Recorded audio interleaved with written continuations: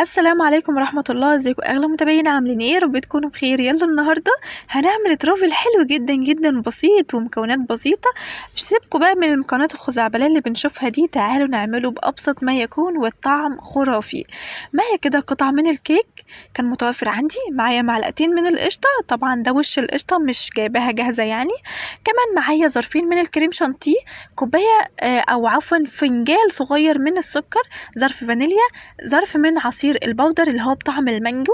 حطيت دلوقتي في كوباية كبيرة مثلجة مليانة تلج، حطيت فيها العصير بتاعي وبدأت أقلبه كويس بالشكل ده، وده اللي احنا هنزوده على الكريم شانتيه.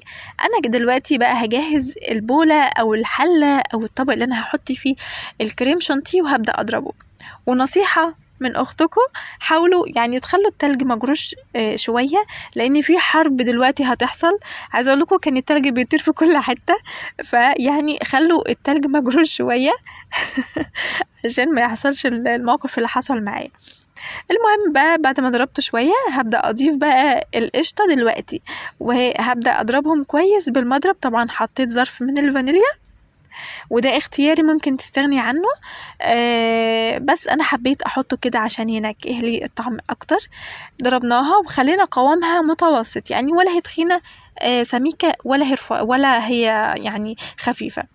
جبت البولة اللي هنرص فيها الطبقات وهحط فيها كده حوالي معلقتين 3 من الكريم شانتيه اللي انا جهزته. احاول بس افردهم كده في القاع بتاع الطبق بتاعي واحط فيها بالشكل ده.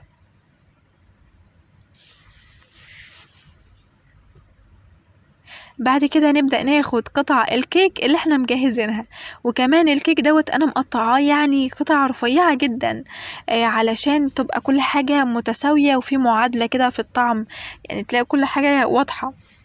بدأت احط كده قطع الكيك واوزعها كويس في كل مكان، يعني ما سبتش حتة فاضية.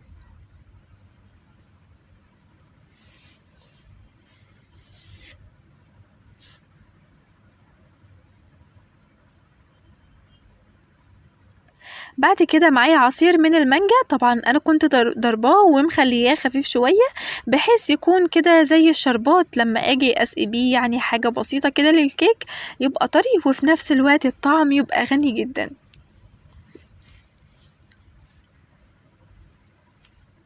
بعد كده احط طبقة من الكريم شانتيه بالشكل دوت وابدأ اسويها واحط طبقة تانية من الكيك. ممكن تزودي طبقات من الكيك على حسب انتي عايزاها كام طبقة.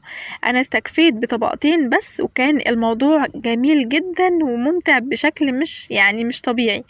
يعني انتي بتعملي حاجة حلوة كده وفيها طبقات بقى، والجو دوت بيفرحني جدا.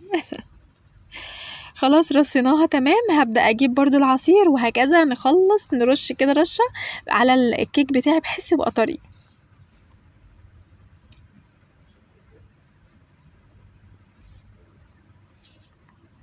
بعد كده هجيب قطعة من المانجا اللي انا كنت مجهزاها وابدأ احط كده يعني 1 2 3 في النص كده، يعني تسالي كده ويبقى الشكل لطيف يعني. هبدأ اوزعهم واحط طبقة كريم شانتيه تاني بالشكل ده.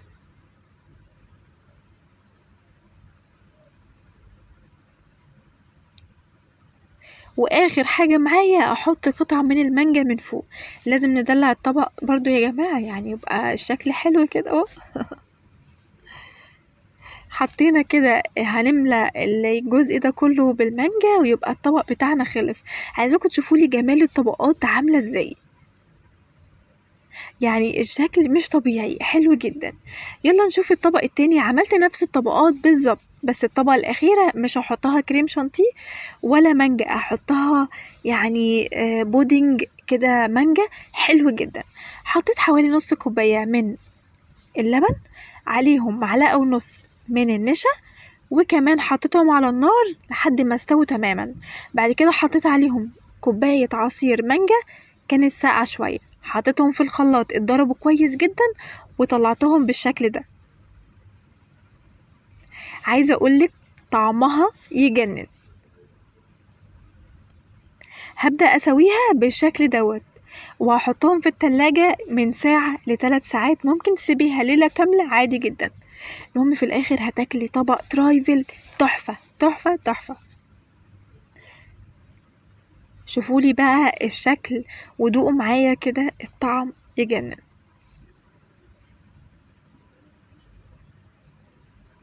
يعني بصوا انا من الناس اللي بتعشق المانجا، فبالنسبه لي اي حاجه فيها مانجا يعني ممكن اطلع السما كده يعني.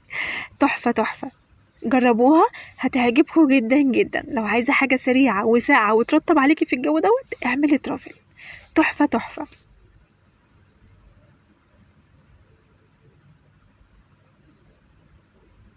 كأنك قاعدة في كافيه وبتاكلي حاجة حلوة جدا، والتانية شكلها وطعمها والله يا جماعة يجنن. عايزاكم تجربوها وتقولوا رأيكم في الكومنتات.